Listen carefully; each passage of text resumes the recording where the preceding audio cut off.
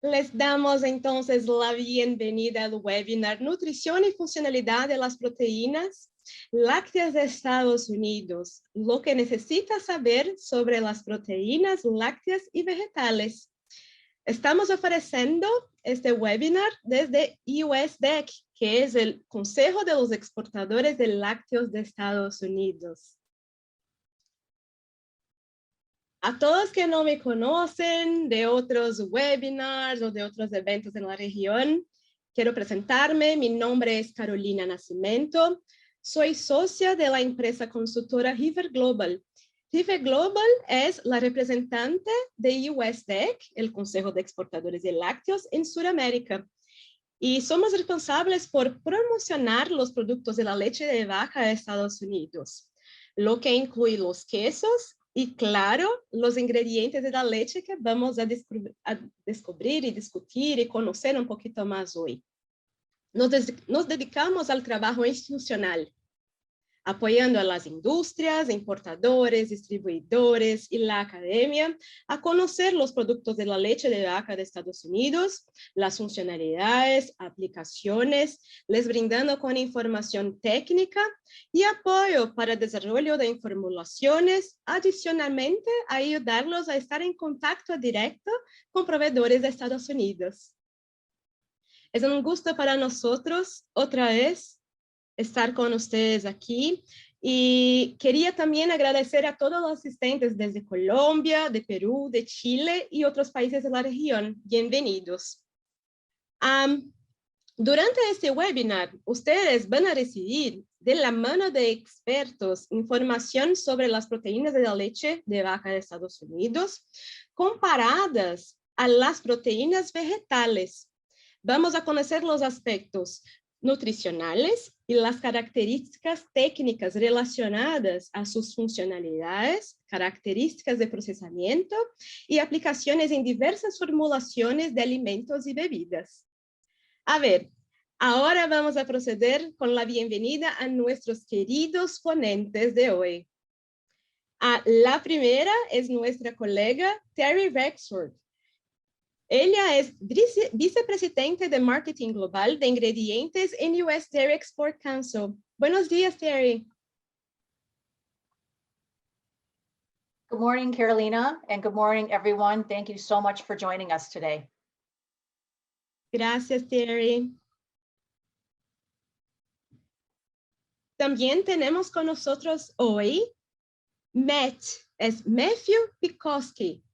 Él es vicepresidente de investigación en nutrición en National Dairy Council. Good morning. Buenos días, Matt.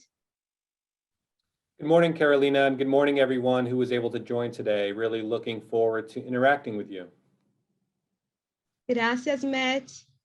Y nuestra invitada especial también es Mary Wilcox. Mary es consultora y fundadora de la empresa Significant Outcomes. Buenos días, Mary. Good morning, Carolina. I'm so excited to be here, and thank you, everyone, for taking the time out of your busy schedules to be here. I hope you enjoy what we have to share. Bienvenida. Gracias a todos.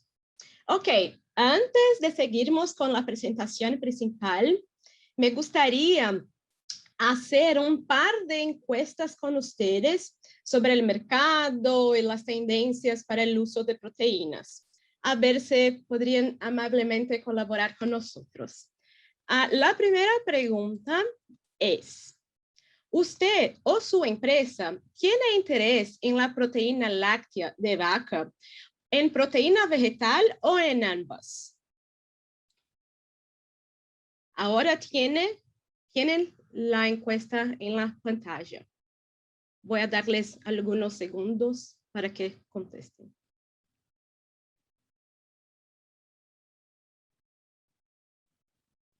Ok. Bastante participación. Perfecto. Perfecto. Todos. Y la segunda pregunta es, antes de la segunda pregunta, vamos a seguir con las respuestas. de la primera. Entonces, aquí tenemos claramente el 75% de nuestros participantes interesados en las dos proteínas, el 13% en proteínas de la leche de vaca, el 11% en proteínas vegetales. Gracias. Ahorita, la segunda pregunta, que es, ¿qué categorías tendrían mayor potencial para su desarrollo en alimentos y bebidas con proteínas? Tenemos algunas opciones como panadería, barras nutricionales, la pastelería, productos lácteos, bebidas, snacks saludables, aderezos y salsas.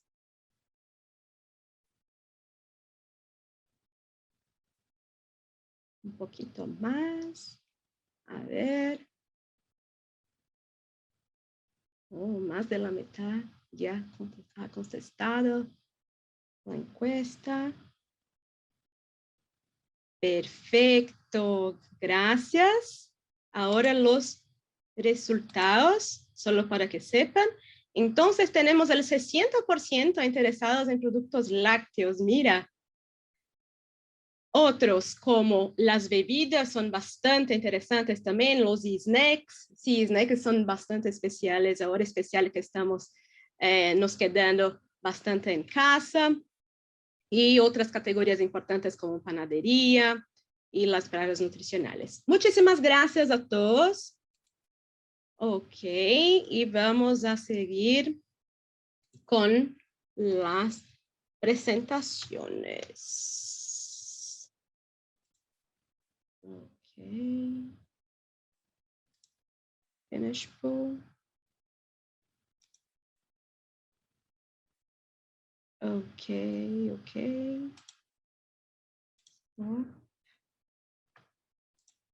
Perfecto, siguen. Solo un momentito. A ver, ahorita entonces vamos a seguir con nuestra presentación. Solo un poco de información antes de seguirnos con la presentación principal. Vemos bastante preguntas. Ok, hora tan esperada, presentaciones. Nuestros expertos van a brindarnos con una presentación de cerca de 1 hora y 15 minutos. Entonces, se queden con nosotros y presten bastante atención a la información importante de las presentaciones. Y al final, no se lo pierdan la sesión de preguntas y respuestas, que es siempre bastante interactiva. Agradecemos que nos envíen sus preguntas a través de la opción de preguntas y respuestas de la plataforma Zoom o por medio del chat. También tenemos algunas preguntas que recibimos durante el periodo de registros en el evento. Entonces vamos a manejar todas y si no logramos contestar a todas, contestaremos después del evento. Ok, a ver, podemos seguir con la presentación y feliz webinar.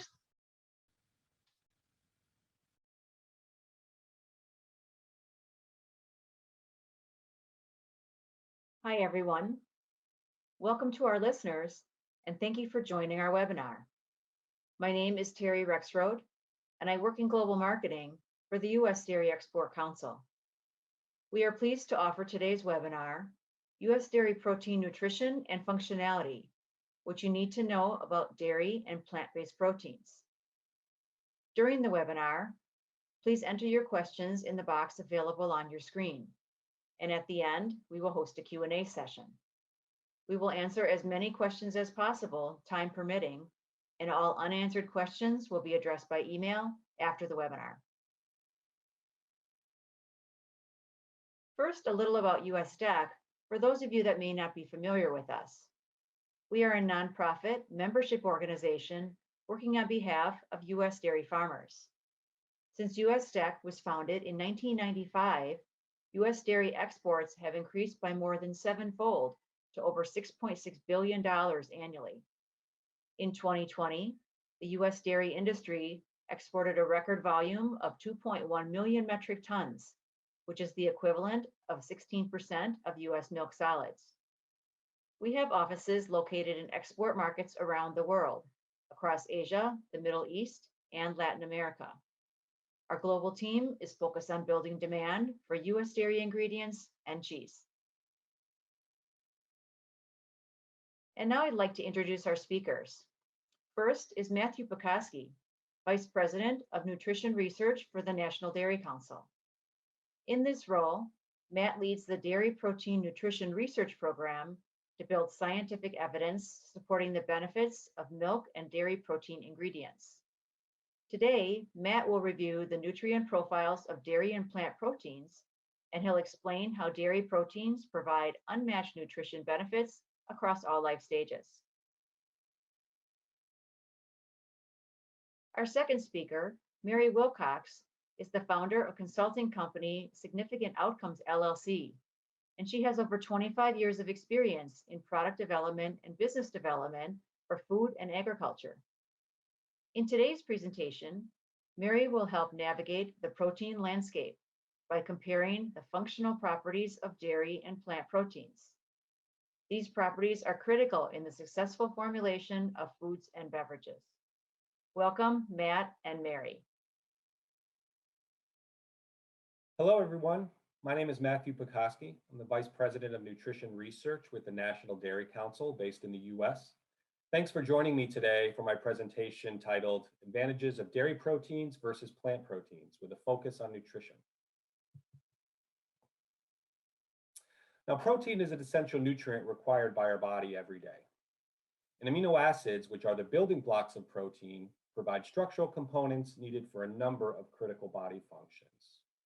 While most people are familiar with the link or association between amino acids, dietary protein, and having muscle building or muscle support, there's actually a number of essential body functions that require dietary protein and then the essential amino acids from that protein. And that, as noted in that first bullet, not only a strong muscle, but also the skeletal system. So, adequate protein is important to support bone health. We need protein to transport oxygen to our muscles. That's the body protein hemoglobin. Metabolize other nutrients that help with digestion and obviously getting the nutrients to our body and organs and tissues that need that. That's enzymes, which is a protein. And then healthy immune functions, certainly important in today's environment of the pandemic that we're still working through. And that's the function of immune proteins. Now, next layer of detail when you're thinking about amino acids, there are two core categories of amino acids. There's the essential or indispensable amino acids. Those amino acids are not able to be made by the body, therefore they must be supplied by the diet. And then there's the other amino acids that are called the dispensable or the non-essential amino acids. And again, those can be made by the body and don't necessarily need to be provided by the diet, although they are. So again, a focus really from diet and looking at, whether it's the total diet or individual foods, we want to look at a food's ability to provide those essential amino acids, those 9 essentials, which cannot be made by the body. They must be supplied by the diet. And we know that the essential amino acids, and in particular the branch chain amino acids, leucine, isoleucine, and valine.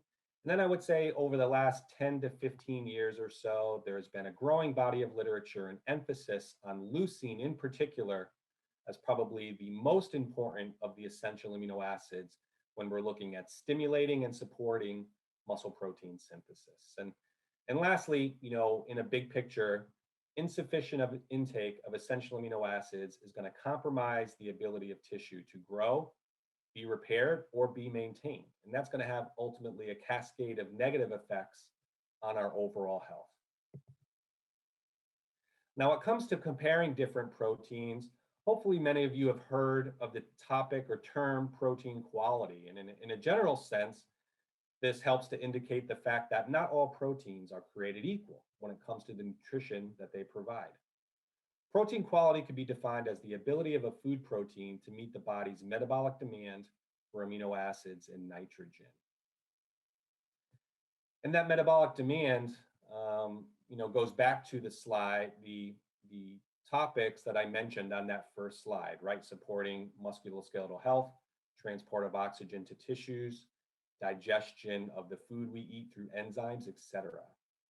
Now, food proteins vary in their protein quality based on three key factors: amino acid composition, with higher quality proteins having the full array of essential amino acids in sufficient amounts required by the body, also the digestibility of that protein, and then the bioavailability of the digested amino acids from that protein.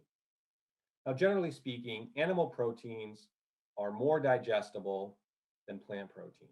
And that's due to a few different factors. And primarily it's due to the other components that are found that's coming along with those proteins from that food source or ingredient source, right? And in particular, plant proteins in general, in comparison to animal proteins, have more what is called anti-nutritional factors that do inhibit either the digestion and or bioavailability of the protein and amino acids in that particular food source. Now, when it comes to protein quality scoring, there are a number of different methods available, but there's two that I'm highlighting on this slide. The first, the PDCAS, or the Protein Digestibility Corrected Amino Acid Score, that's really considered, has been around for a long time and is still considered the gold standard for assessing protein quality. It's recognized by the FDA in the United States and also is recognized internationally by groups such as the FAO. In addition, we have a more recent method called the Digestible Indispensable Amino Acid Score. So that's a new model of protein quality assessments that was recommended a few years ago by an expert panel convened by the FAO to independently review current quality assessments and make recommendations as to if a new methodology should be utilized. And again, their conclusion was that this new DIAS method will be more accurate, and you'll be seeing it, if you haven't already, in the literature more and more. The table on your left here to end this slide is comparing both PDCAS and DIAS scores of a number of different ingredients, which you can see above the red line, and then whole foods, which you can see below the red line. And what's shown, whether it's an ingredient or whole food, or whether it's with PDCAS or DIAS, is that dairy proteins are the highest quality proteins available. Again, whether it comes from ingredient or whole food source. Now, when it comes to the real world application of this protein quality and the health and or physiologic endpoints that we could assess in terms of how protein quality is impacting our health, the primary way this is looked at scientifically is its ability to promote muscle gain and or maintain muscle. And while some folks may think muscle is only important in the sports and exercise space, young active adults, athletes, and or adults who have a concern in regarding to their aesthetic appearance and the value that muscle plays there, but actually that's an extremely small and closed-minded view, in my opinion, and I think in most scientists' opinion that are experts in this area. And that's because skeletal muscle, the quantity and quality of that muscle, play a key role in a number of ways to influence our health. You could see, plays role in strength and mobility. And of course, that's important in sport, but that's also important to support healthy aging. Think about, being in your middle-aged and older years and needing to carry groceries up a flight of stairs, or, do activities with your children and grandchildren, and things of that nature. The quality and quantity of your muscle is going to be important to allow you to continue to do those well into your older years. Muscle contributes to resting energy expenditure. It's metabolically active tissue in comparison to fat, which is not, so it contributes to calorie burning. So certainly muscle has a role in connection with weight management. It's also one of the primary sites of glucose disposal. So as such, muscle plays a role in metabolic regulation and has a role in terms of supporting metabolic health. So you can see here, with the greater quantity and quality of muscle that one possesses, you'll see a decreased risk for not only metabolic syndrome, type 2 diabetes, and cardiovascular disease. Now, when it comes to the different physiologic processes going on in our body to kind of regulate or manage our ability to either gain, lose, or maintain muscle, we're looking at that balance between rates of muscle protein synthesis and muscle protein breakdown. And when rates of synthesis will exceed breakdown, you're going to have muscle growth. And when the opposite is true, you're going to have muscle loss. And this slide shows that there are a number of different factors that may impact this balance between synthesis and breakdown, but the primary one that we have under our control, in addition to exercise, and the one in which I'm going to focus on for my talk today, is nutrition, and then more specifically, protein nutrition. Now, when it comes to protein recommendations, I think it's really important to clarify some of the confusion or what I think is a misinterpretation of those recommendations. So in the US and globally, as well as in individual countries, we have, what in the US we deem the recommended dietary allowance, or the RDA. And that's set at 0.8 grams per kilo body weight per day for adults. And, often I will see, whether it's from health professionals or whether it's the, press trying to laymanize scientific information for consumers, is that they will look at this level as kind of the goal or ceiling with which protein intake should not exceed. And they talk about anything in excess of the RDA as excessive and potentially harmful for health. And that is just not accurate. The RDA, in this quote is actually from the document that outlines the RDA, is really an estimate of the minimum daily average dietary intake level that meets the requirements of nearly all healthy individuals. So again, the RDA should be viewed as a minimum amount to prevent deficiency. It is not an optimal amount to support health, or it is not a ceiling by which we should not exceed. We also have the acceptable macronutrient distribution range. So this provides, again, a range of protein intakes that can be consumed safely, okay? And as you can see the definition here, a range of intakes for a particular energy source that's associated with reduced risk of chronic disease while providing adequate intakes of essential nutrients. So that's 10 to 35% of total calories when it comes to protein. So to put that numbers into perspective, let's look at, for a 70 kilogram male consuming 2,000 calories a day, the RDA for that person would be 56 grams of protein per day. But what you can see with the AMDR is that it gives a much broader range or flexibility from which individuals can personalize their protein intake depending on their health and nutritional goals. Now, there's a large and growing body of research that supports that some population groups may benefit from intakes greater than the RDA. And as you can see here, there's research around athletes and highly active adults, older adults, and those interested in weight management. And when we're talking about higher protein intakes, I'm talking at the middle to upper end of that AMDR range.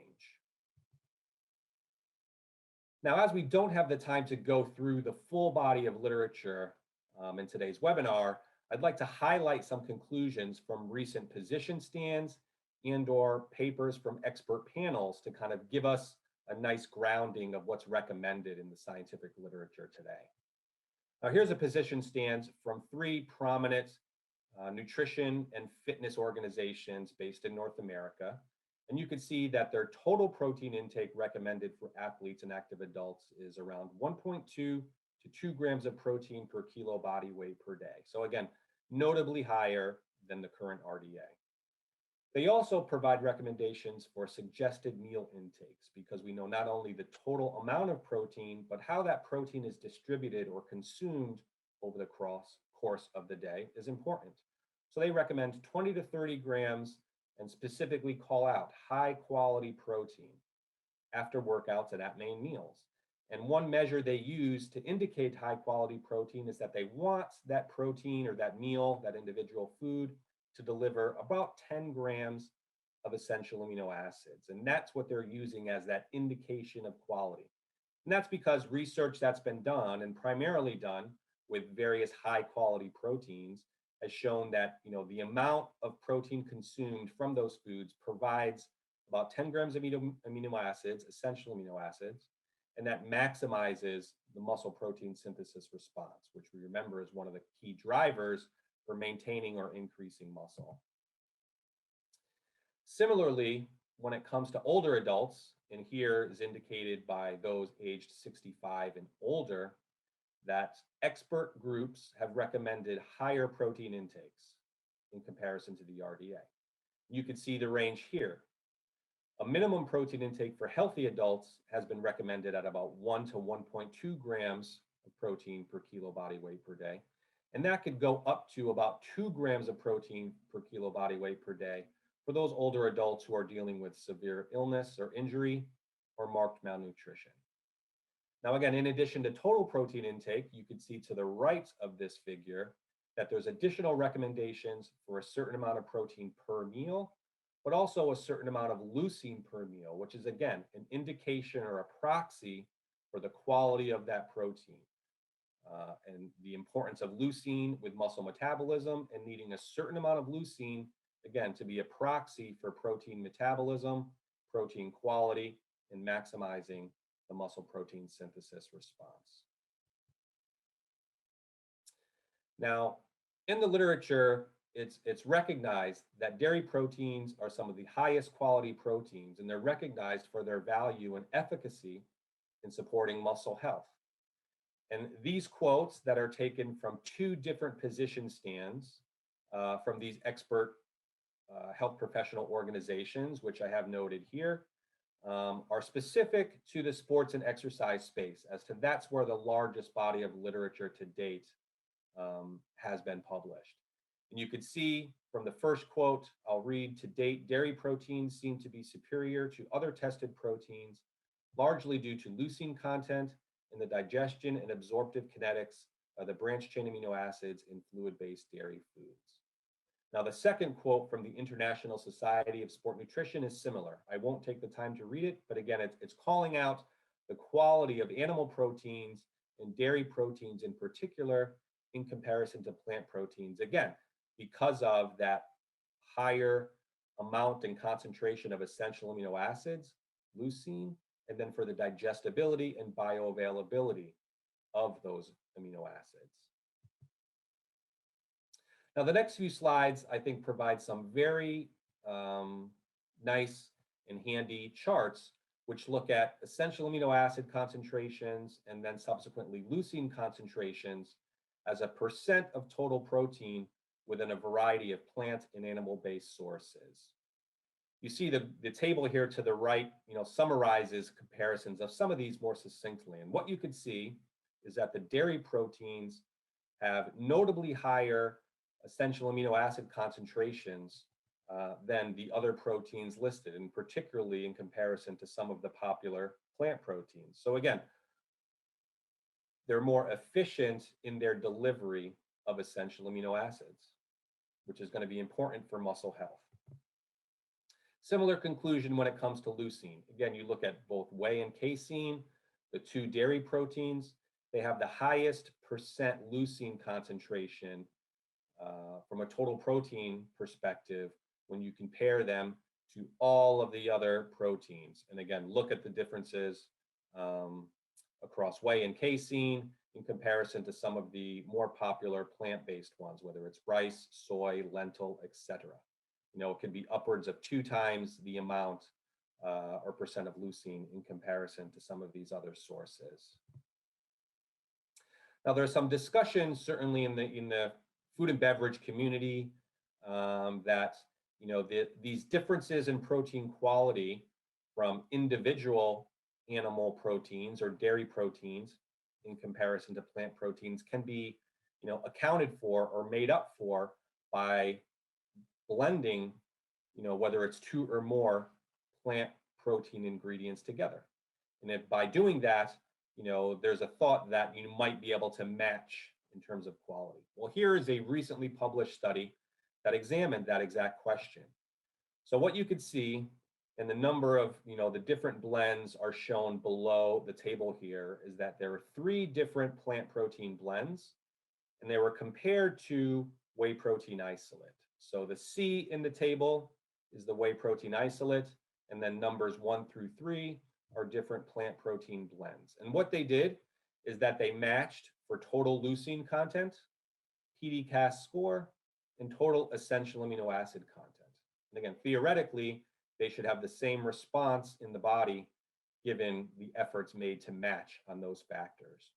Now, there's one thing I want to point out here before we look at some of the results from this study is that, the simple fact that in order to match the leucine and essential amino acid content from the whey protein isolates, the 3 different blends had to provide about 10 grams more of total protein. So again, that shows the efficiency with which whey protein isolate in this example specifically is delivering those key amino acids, essentially the efficiency with which it's going to support muscle health. Now, this first figure here looks at, changes in blood essential amino acids, total amino acids over the 4 hours in which they were measured. And you can see, despite matching for essential amino acid content and leucine content, the whey protein isolate group has a much higher, significantly higher blood levels of the essential amino acids. Here's another figure which just shows area under the curve. So for the total 4-hour period, again, blood levels of essential amino acids, which are important to support the muscle response to protein consumption, was significantly higher in comparison to all the blends. And, I'm not going to show the figures, but the leucine concentrations also were higher. You can see 28 to 35% higher for the whey protein isolates in comparison to the 3 different blends. So what this is showing is that, there's something beyond just the amino acid composition. Again, it's got to come down to either the digestibility and or ultimately bioavailability. Now, additional work would be needed to kind of look at, what's the physiologic or health impact of these differences in plasma amino acid responses. But in subsequent slides, I'm going to show some of the work that's been done that, again, would lend you to believe that these differences in blood amino acid levels is important. So again, for transitioning, I'm going to look at some of the data that's directly compared dairy versus plant proteins when it comes to muscle health. Just to orient you, typically what's done is either measuring muscle protein synthesis, which on subsequent slides you'll see is indicated by FSR or fractional synthetic rate on the graphs, and or measuring the amount of muscle gained over time. That's done with protein consumption, with or without exercise training. So this first study looked at whey protein in comparison to casein and then soy in a group of young adults, and it looked at it at rest and then after resistance exercise. And one thing to note here is that, what the investigators did in this experiment were actually try to match essential amino acid delivery. So they had to give a little bit more soy in comparison to whey protein to match providing 10 grams of essential amino acids. So, interestingly, this is really looking at potential differences from a digestibility and bioavailability perspective when it comes to whey and soy. And what you could see is that after exercise, the whey protein group resulted in significantly higher muscle protein synthesis in comparison to the soy group. Now, when we look at, again, those blood essential amino acid levels, you can see particularly at the early time periods, 30 and 60 minutes, whey protein is in this upper line, had higher total essential amino acids in comparison to the soy and casein groups. And similarly, when it comes to leucine, again, at 30 and 60 minutes, significantly higher plasma levels of leucine from the whey group in comparison to the other 2 groups. And again, that's likely part of the mechanism that's driving the benefit when it comes to greater muscle protein synthesis. Now, the next question would be, do acute or short-term differences in muscle protein synthesis over time impact the amount of muscle gained? And here's one of the longest training studies, one of the longest controlled training studies that's been done and published to date. There's a 9-month resistance training program, including previously untrained college-aged men and women. They supplemented daily with about 20 grams of either whey protein, soy protein, or calorie-matched carbohydrate control. And they did a routine resistance exercise training, again, over 9 months. And what you can see here on the left is that the whey protein group gained significantly more muscle, 3.3 kilograms of muscle over the 9-month period, in comparison to the soy group, who gained 1.8, and then the carbohydrate group, who gained 2.3 kilograms of muscle. So again, these acute differences in muscle protein synthesis are likely what contributed to these greater gains in muscle mass over time. Just to again show you some of these differences in blood amino acid levels, and here looking at leucine specifically in the 60 minutes post-exercise, either in the untrained state to the left or the trained state after 9 months of training to the right. And again, the whey protein group, you see notably higher leucine in the blood in comparison to the other two supplemented groups. Now, similar positive results, whether comparing whey protein or milk in comparison to soy protein ingredient or soy beverage, have been demonstrated in other studies with resistance exercise. And that's been shown in both old and younger adults. Now transitioning outside of the sports and exercise realm into the weight management realm. And as I alluded to in the previous slide, muscle can play an important role in weight management in terms of supporting energy expenditure. And certainly from a health standpoint, it's going to be preferential to maintain muscle during weight loss while preferentially losing body fat. And we know research has generally established that during a weight loss diet where you're eating less calories than are required for your energy needs, that higher protein diets will help to preserve muscle during that weight loss period. What hasn't been shown is there a difference between the quality of protein provided within that scenario? So this study looked to address that question. So we had 40 overweight and obese men and women, about middle-aged, 50 years old, a 14-day weight loss diet. They supplemented 2 times a day with either whey protein, soy protein, or carbohydrate. And to the right here is the figure, is the results. Again, at the beginning of the 14-day period, and then at the end of the 14-day weight loss period. And the 3 primary findings are: 1, whey protein exceeded soy protein when it came to muscle protein synthesis, right? Whether it was at the beginning of the trial or the end of the 14-day weight loss period, rates of muscle protein synthesis were significantly higher for whey in comparison to both soy and carbohydrate. Additionally, whey protein attenuated the decline in post-meal rates of muscle protein synthesis after weight loss compared to soy protein. And what this is going to do over time is ultimately this may lead to a greater preservation of muscle during long-term weight loss interventions, which again is going to be a preferential outcome. So protein quality here examined between providing whey protein in comparison to soy does seem to impact muscle metabolism in a weight loss phase, and again, which may lead to preferential changes in body composition over time. Now, the next group I want to look at is older adults, and again, that category of healthy aging. And we know muscle is critically important for older adults because, as we age, we do lose muscle. We also lose muscle strength and function. And what that leads to is sarcopenia. And we know that sarcopenia has a significant number of health problems that it causes: increases rates of falls and fractures, increases dependent living, also increases morbidity and mortality.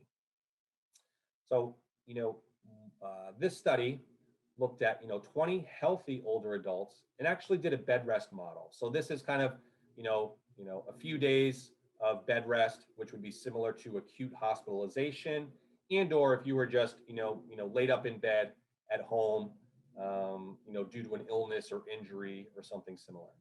So again, a 7-day bed rest study followed by 5 days of rehabilitation to see if they could gain back some of the function that was lost during the rest period.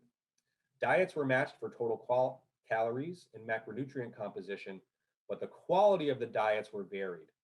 As in the whey diet, there was about 10 to 15 grams of whey protein provided at each meal, and that was swapped out from some other proteins that were provided at those meals in the mixed diets.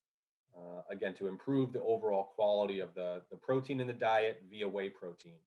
So here you could see the total protein provided from the mixed diet and the whey groups, both during the bed rest period and the 5-day rehabilitation period. And actually, while they were trying to match these protein intakes, the whey groups had a bit less or a bit lower total protein intake when it came to bed rest and rehabilitation. You could also see just the percent animal and plant proteins within the two diets. Again, slightly more animal protein, again, because they delivered that through some additional whey protein. But overall, I would say both of these diets are generally would be looked on as pretty high quality. But let's see, what did supplementing a modest amount of whey protein at each meal do for these individuals? Well, we saw that bed rest, or these investigators saw that bed rest resulted in a decrease in muscle mass and strength in both groups. However, the whey diet was able to partially protect leg lean mass in comparison to the mixed diet. The whey group also lost more fat mass than the mixed group during bed rest. And lastly, following the 5-day rehabilitation period, the whey group experienced a full recovery of muscle strength, while the decrement in strength persisted in the mixed group. So again, this could have significant implications, not only for medical nutrition, both during and post hospital discharge, but also, in older adult nutrition in general. When we have periods of decreased activity, being cognizant of trying to include higher quality proteins in your diet can be beneficial. Now, I do want to acknowledge that there are studies that demonstrate that these differences in protein quality between dairy proteins and plant proteins or lower quality proteins can be accounted for by simply consuming a greater amount, higher amounts of lower quality protein. And this figure on the right here is trying to illustrate that concept by showing different amounts of rice protein isolate or whey protein isolate, and how those different amounts across higher increasing levels would ultimately help one to get into this threshold, this ideal range for a certain amount of leucine, which we have here, 1.7 to 3.5 grams of leucine. And that's, once you exceed that range, you're not getting an additional benefit. So a good analogy to think of, you could think of your muscle as kind of a cup. And the protein and amino acids going into that muscle is like pouring water into a cup. And there's going to be a point at which you are pouring amino acids or pouring water into that cup, where that cup becomes full. That water is no longer beneficial. It just overflows and is essentially goes unused. And that's how you could look at this muscle full effect, or the ability of different proteins to fill that cup, and then by which providing additional protein or additional essential amino acids is no longer going to have an effect. So with a lower quality protein, it's less efficient at filling that cup, but if you provide enough of it, that cup will eventually be filled. So here you could see supplementation with whey protein or rice protein at 48 grams per day resulted in similar improvements in body composition and exercise performance following 8 weeks of resistance training in young men. Now, the point here is that what we've seen, and if you recall the recommendations from the position stands for sports and exercise to maximize the muscle response to training, recommended somewhere about 20 to 30 grams, or about 10 grams of essential amino acid. So this greatly exceeded that, but that higher level was needed from this lower quality protein in order to provide enough of those essential amino acids to get the effect. Similar concept here in older men, 35 grams of casein, but not wheat protein hydrolysate increased muscle protein synthesis, but then 60 grams of wheat protein hydrolysate was needed to increase muscle protein synthesis in those older men. Lastly, 70 grams of microprotein increased muscle protein synthesis to a greater extent than milk protein. However, look at the amounts. Again, 70 grams of microprotein, which provides a mix of total protein and some carbohydrate in comparison to less than half milk protein, 26 grams. Again, so these are not, gram for gram comparisons. In this instance in particular, you had to provide more in order to get that effect. Now, some may say, what's the problem with providing a bit more? Just eat a bit more plant protein, you'll get similar benefits. Well, I think that is a particular thing to consider and may not be the most prudent recommendation when you think about, the extremely high rates of overweight and obesity throughout the world that we're faced with today, right? Simply recommending to the general population, just eat more plant protein to get those benefits that are derived from dairy proteins, is not prudent when, with eating more protein, you're going to bring more calories, and which could be contributing to weight gain. Here you can see from a review paper from Dr. Bob Wolf, looking at the kilocalories, per gram of protein for a number of different plant and animal sources, right? And what you can see, again, whey protein specifically is most efficient, and then, animal proteins are going to be more efficient than plant proteins when it comes to delivering essential amino acids in comparison to the amount of calories. And I'll read the quote here to summarize from Dr. Wolf. The essential amino acid to calorie ratio for high protein foods must also be considered when comparing protein-rich foods. High quality proteins, such as milk proteins, enable essential amino acid requirements to be met with less caloric intake compared to lower quality proteins. So again, this is going to have significant implications for the general population who already are looking for ways to reduce calories in their diet, while then, juxtaposition to likely wanting to or needing to increase protein intakes to get some of those benefits that we reported in previous slides. Now, here's another way to look at the similar concept. So if you recall, there are some experts suggesting for aiming somewhere between 2.5 to 3 grams of leucine per meal to help maximize muscle protein synthesis. So what this table does is look at, whey protein isolate in comparison to soy protein isolate, and then a number of different animal and plant-based foods, and the amount that would be need to consumed to get 2.5 grams of leucine. And it looked at in terms of, as you can see, the calories to get 2.5 grams of leucine. At the lowest amount, whey protein, 100 calories, just goes up significantly from there when you go from to soy protein isolate to then whole foods, chicken, canned tuna, etc., down to some of these plant-based portions, which again are just not efficient with which they deliver leucine in this case, and a number of more calories are coming with that.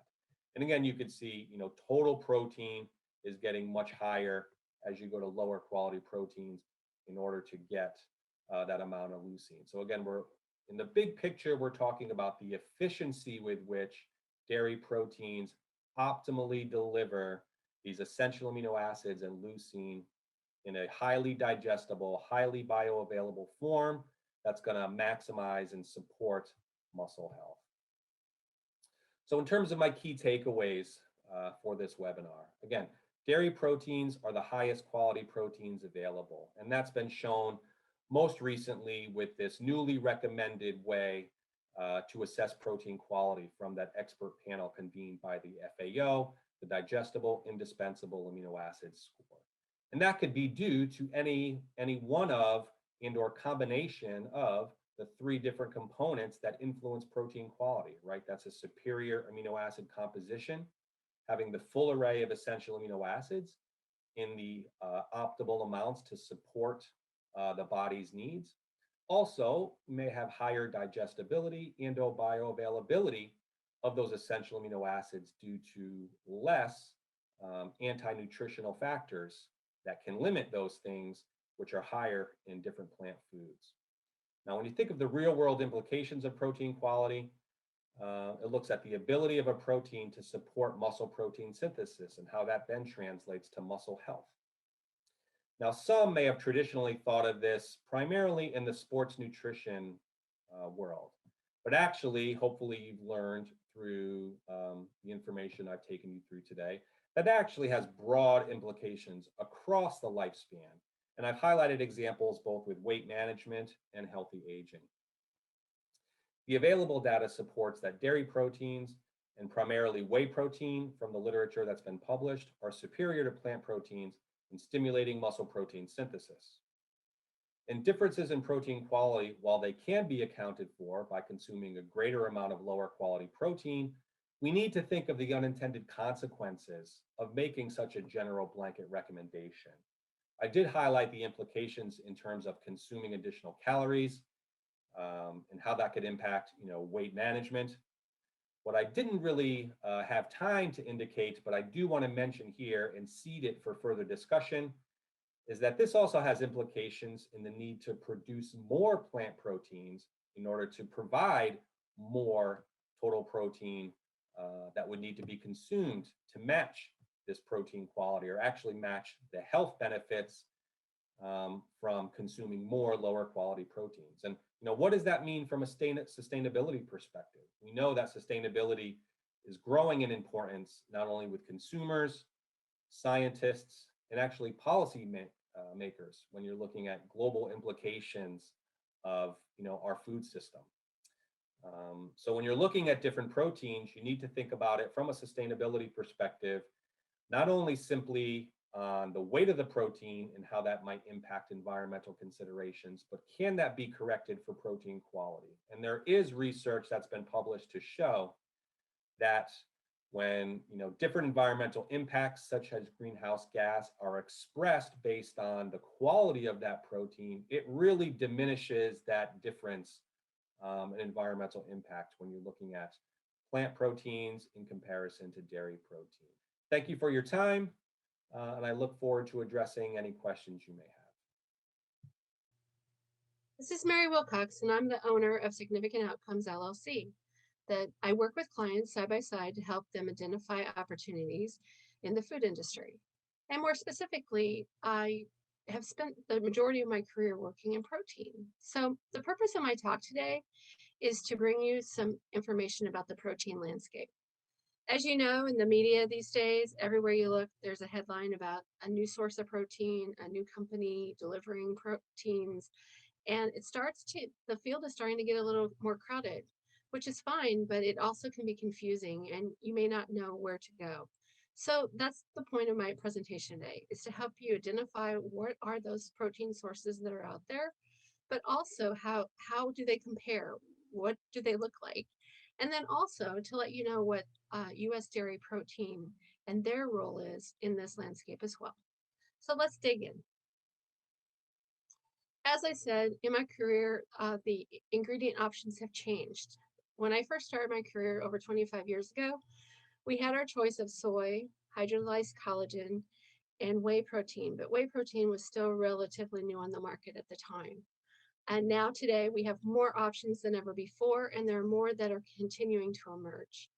So let's go through what those look like. But before we do that, as formulators and business managers and sourcing agents, I know that you are in charge of delivering formulations that are successful to meet the everyday challenges of consumers. But in order to do that, it's very complicated. And this hexagon represents the key areas of information that are required when you're making those decisions about what your final concept is going to look like. So as you can see here, we have nutrition, processing, functionality, usage, supply, and sustainability. But for today's focus, we're going to not cover nutrition. There's been a lot of clinical nutrition science around protein and high quality protein diets and the impact that they have and why they're vital for life. But there's such a depth of information there, we'll handle that in a separate presentation. But for my talk today, let's start with processing. So processing can vary by the source material. As you look here, you'll see that we have flours, concentrates, and isolates. And of these three sources, if you look at the chart, if you go from left to right, you can see that flours generally require fewer steps. Concentrates require a few more steps, and they tend to be concentrated to higher levels of protein around 80%, give or take, depends upon the source. Isolates, on the other hand, tend to be over 80% and many of them over 90%. So as you can imagine, there are additional steps required to further concentrate and purify the isolates. So just remember, in general, as you increase in protein, there is more processing required. The other thing I want to talk about is the dairy cow. She's actually very uniquely designed. The cow itself has a 4-chambered stomach, and of her 4-chambered stomach, the rumen in particular is pretty unique. She can consume things that are insoluble and also undigestible by humans. 80% of what she eats is material that we as human beings can't even digest. So she can take in those insoluble and undigestible materials. And in the rumen, the microorganisms that exist there help to digest that food into precursors for protein. Those precursors are then reassembled in the cow and excreted out the mammary system as this water-soluble, highly nutritious matrix called milk. That milk can then be turned into nutrient-rich foods and beverages that we can enjoy. And then the undigestible components are excreted and can be used as fertilizer on cropland to help replenish the soil that growing the crops and the plants may have depleted. But the key thing here, other than the fact that she is very unique in what she does as this converter of inedible materials into nutritious materials, is she turns insoluble into water soluble. So keep that in mind as we continue to discuss processing. So for about 30 years now, the dairy industry has been researching ideas of ways to physically separate milk into its components. So separating the protein from the fat and the different nutritional components within milk. As a part of that, one of the technologies that has proliferated the industry is a physical separation that uses membrane filtration and water. So think of it as the same or similar type of system as you would have for a water filtration system at home. But in this case, they use that to filter out the protein or fat and carbohydrates into different fractions. The nice thing about this is it's physical, it's gentle. It also helps maintain the co-products that come off. So in the case of milk and whey, the co-product that comes off is called permeate, pictured here. And that permeate can then be isolated and turned into other higher value applications for food usage. So protein processing, as I said, can start from the raw materials or it can start from co-products. So on this slide, you'll notice that this is from the raw material. And this is a study that was just conducted last year, comparing what the protein processing schematics might be of different materials. So on the left, you have milk protein, and as you can see, we separate the cream and then filter, concentrate, and dry. When you compare that to pea protein, rice, wheat, or chickpea, you can see that there's different steps depending upon what you start with. They may have to grind or dehull or split or extract or enzyme or wash or decant. There's different types of purification processes involved. I would say just in general, and if you look at the ones with the red boxes in particular, those steps tend to use solvents, salts, acids, and bases. So there is some kind of a conversion in order to solubilize the protein. On this slide, this is where we're starting from the co-products. So whey proteins, as an example, is a co-product of the cheese-making industry.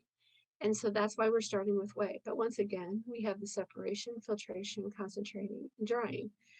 If you look at soy, almond, potato, and canola, you'll also see there's some additional steps once again to precipitate, neutralize, extract, and pre-prepare the products to solubilize those proteins.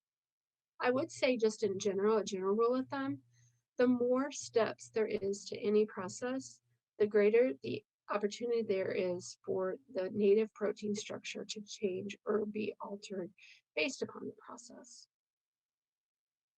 So what might those processing conditions be? Well, they could be temperature, pH, pressure, solutes, or mixing, and I'll explain a little bit more. But the key here is not the conditions themselves. It's the fact that when they become extreme, that's when your protein becomes at risk of changing its structure and ultimately its solubility and functionality, which we'll talk about later. So temperature, denaturation. Denaturation is just the impact of temperature, which it could be heating, cooling, or freezing, causing the proteins to unfold. That unfolding can change how the proteins are structured and function. But if you go too far, you can actually break or change the proteins in an irreversible way. An example of this is think about your morning breakfast. You have a fresh egg that you crack open. It's a liquid. When you put it in a frying pan with heat, what happens? The protein denatures and changes. The protein then becomes a solid that cannot go back to being a liquid. So that's just a visual example of what that might include. But as I said, denaturation can happen multiple ways. As far as pH, that's based upon the acidity and alkalinity of the protein. Proteins have an isoelectric point, and that point is when the neutral or the charge on the protein becomes neutral. When that happens, the proteins are more susceptible to precipitation. So acidity is a very important thing, and alkalinity, when you're thinking about how you process and how long you subject your proteins to different pHs. Pressure is another one. Salt use is a common one. So as I was saying earlier about the need for solubilization of protein in order to extract it, salt is a common way that many plant-based sources do that. So as they're adding the salt and solubilizing the protein, if there's too extreme, like there's too much, basically it can backfire and the proteins can precipitate in a way that is not desired from a process perspective. So keeping careful control of salt and sugar, both during processing and in finished product, is important to consider. Last but not least is shear. Shear is basically anything that causes the protein to break during mixing. It could be anywhere in your process. So it's important to engineer your processes with this in mind so that you can treat your proteins as gently as possible. So form impacting performance. As I just said, process then impacts the performance, and it does that through two different ways. There's functional properties and there's sensory properties. The functional properties are how ingredients behave. So how they work in your finished product from the time that you produce it and cook it and prepare it until the time you eat it. So depending upon your protein, it may function differently in different applications, which we'll discuss in a little while. Sensory evaluation is basically focused on sight, smell, taste, touch, and hearing. Once again, your process can also impact those characteristics, and we will discuss those in more detail. So functional properties. These are the general functional properties that occur in common food and beverage applications. So as you can see here, we have things that we're concerned about depending upon the application. For instance, we may need foaming, we may need water holding capacity, we may need emulsification, say in a super gravy. It just depends upon the application. So we'll go through a benchmarking study that took place to help you understand how these functionalities exist and what they mean as you're thinking about your proteins of choice for your formulations. So this benchmarking study specifically looked at water holding capacity, viscosity, heat stability, emulsion activity and stability, and foam activity and stability. So water holding capacity. I won't go into great detail on our methodologies, but I included them here for your information in case you decide you want to utilize some of them in your benchmarking that you do in-house. But specifically, water holding capacity is really an indication of how well that protein is soluble and can hang on to the water in your finished product. You'll also see on these slides as we go through them, off to the right, there's a protein legend. That legend dictates, if you look at the bottom of each protein source that was tested in this study, it has an abbreviation. So you can refer to that to understand which one is which. But that will be consistent throughout the slides that I'll be sharing. So here, when it comes to water holding capacity, you can see that milk, soy, and pea were greater than whey, potato, or rice. You can also see viscosity when it comes to water holding capacity, another common measurement that's taken. As far as viscosity goes, this was measured with a viscosimeter, and the methodology is here for your information. And in this case, they used a 10% solution at room temperature for each protein source. As you can see, the milk and pea protein had higher viscosities than the whey, soy, potato, and rice. So with this in mind, with the water holding and viscosity, depending upon your application, you may choose certain proteins or not based upon the target of your final formulation. So if you're looking for something that is thicker or has a certain mouthfeel, or you need that water holding capacity to improve the structure or the texture of your product, you may choose a milk protein or a pea protein versus a whey in this situation. Heat stability. So this specifically is measuring how stable the proteins remain after heating at different pHs. And specifically, it's measuring the sediment or the protein falling out of solution. So the larger the value, in this case, the lower the heat stability. So it's desired to have a low value for better performance. So this slide shows heat stability at pH 3. So pH 3 would be a typical pH of a high acid, low pH, hot fill type process for finished products for a beverage, as an example. So as you can see here, whey protein actually performed better than the plant proteins and milk protein. And whey protein, and especially whey protein isolate, is well known for the fact that it performs well in these low pH conditions. And unlike some of the other proteins, it does provide clarity. So you can actually have a clear beverage or frozen item where you could have opacity and change the appearance. Heat stability at pH 7, however, differ. When you look at 7, which is more of a neutral pH, you see milk and whey protein performing better than the plant proteins. So if you're looking at more of an aseptic product from a beverage perspective, you might want to consider a milk or a whey protein versus one of the plant sources because of the stability. It depends upon the process of your finished product and how it will, what it will go through before it reaches the consumers. Emulsion activity and stability is another thing. So emulsions are basically when you have small droplets of liquids that combine together in a homogeneous way. It's very, very important to soups and sauces and gravies, and basically it's that idea of having an oil and a protein that exist together in a smooth sauce so that you don't detect separation. So the actual tests here, you'll notice they're centrifuged to see if there's separation. And there was two ways that they measured it. One was did it separate? And then secondly, what happened after heating and cooling? So the emulsion activity specifically here showed that milk and whey proteins, pea and soy, outperformed the potato and rice. However, after heating and cooling, you'll notice that the milk proteins and the whey protein concentrates outperformed the pea, soy, potato, and isolate. So if you were looking for something, like I said, specifically in a soup or a sauce, where you need that emulsion to hold together to maintain the visual appearance and the mouthfeel that you're looking for in your finished product, you may want to look at some of these proteins specifically for those types of applications.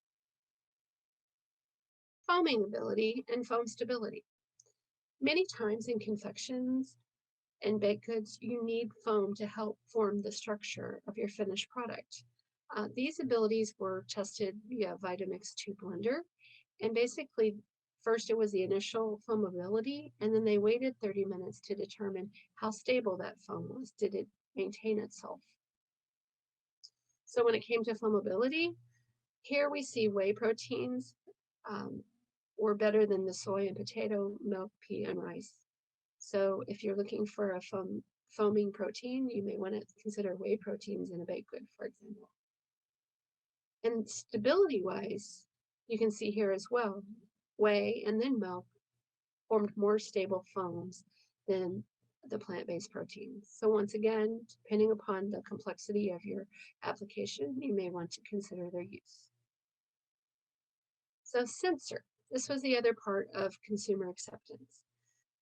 Proteins were rehydrated and then a trained panel tasted them. They were in duplicate and they tried them in 12 sessions to analyze the data.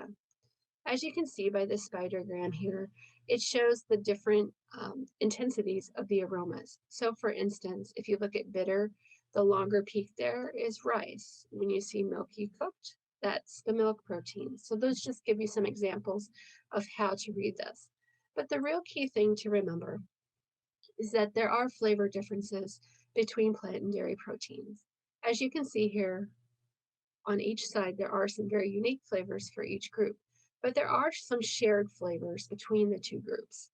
I would say just a general rule of thumb, as you increase the protein level of your protein sources, you'll tend to need higher levels of flavor in order to detect it in your applications.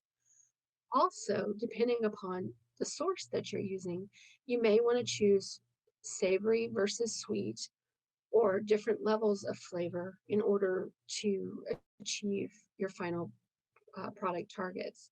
This is also another reason why in some applications, plant proteins do require the use of masking agents in addition to flavor to hide some of the more plant-specific flavor profiles that come through. So appearance, we want to look at appearance depending upon your application at different pHs, as I mentioned before. So this was more of an aseptically processed product at 5% protein and specifically at neutral pH. And as you can see, there are some color and opacity differences. So depending on your final target of what you want to create, you may choose different proteins accordingly.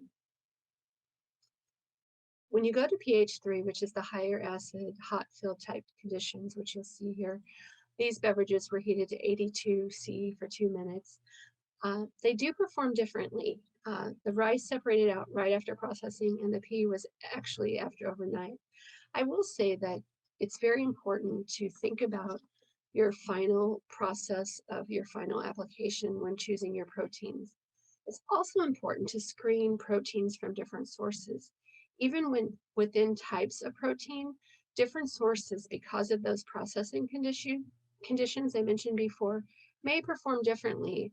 And so you need to assess that before you take it to your application. The proteins were also evaluated in bars. And this was a common bar where they made a 30% protein, 30% fat, 40% carbohydrate bar. They also put it into extended shelf life, accelerated shelf life, to determine what would happen with bar hardness. As you can see, the dairy-based proteins tended to be lighter in color, and then specifically the whey protein performed the best when it came to hardness. The plant-based were mixed. So for example, rice at the bottom that turned dark, it did not hurt, and it did well in hardness score, but it definitely turned dark. So a lot of times formulators will use blends of proteins in order to achieve just the right texture and chewability of their bars. So usage and versatility. So as I've been sharing here, all proteins are not equal, and selection really does matter. So here's some applications that I wanted to give you as examples, just to show you the breadth of what protein can deliver. As you can see here, proteins can be used in many applications across day part, and they can also be in different styles. So for instance, on the bottom left corner, we have the lentil power soup. The lentil soup has 20 grams of protein, and it combines the benefits of both the plant-based and the dairy-based protein sources into one product.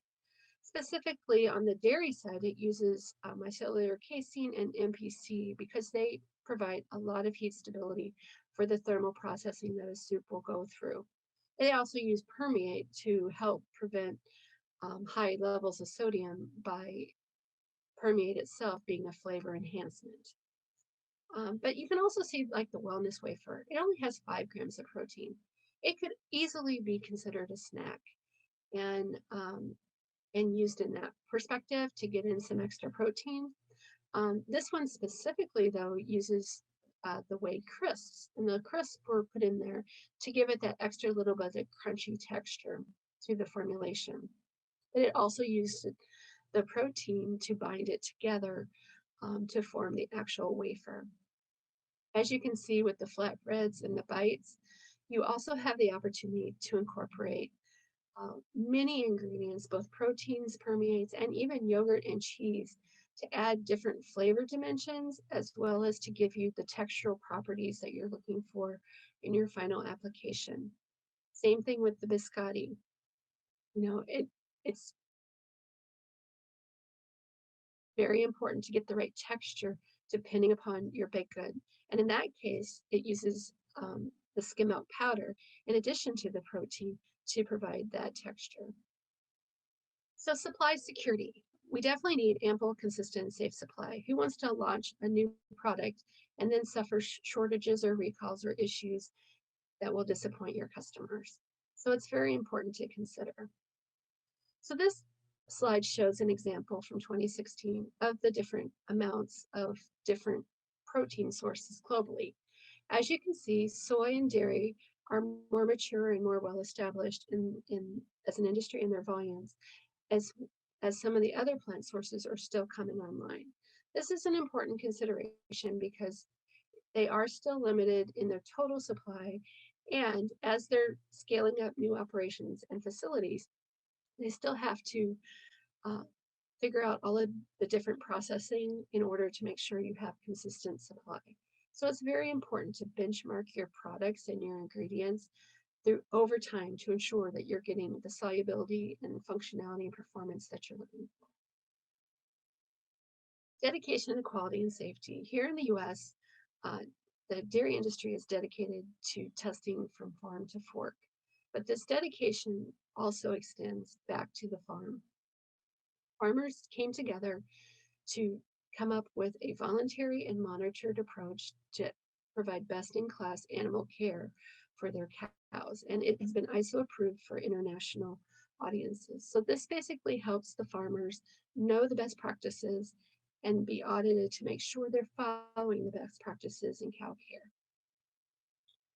So sustainability. We all know a lot of people are interested in this area. The dairy proteins actually have had life cycle assessments since 2012 and have continued to look at new technologies to make improvements so that they can continue to lower their impact. So let me give you some examples.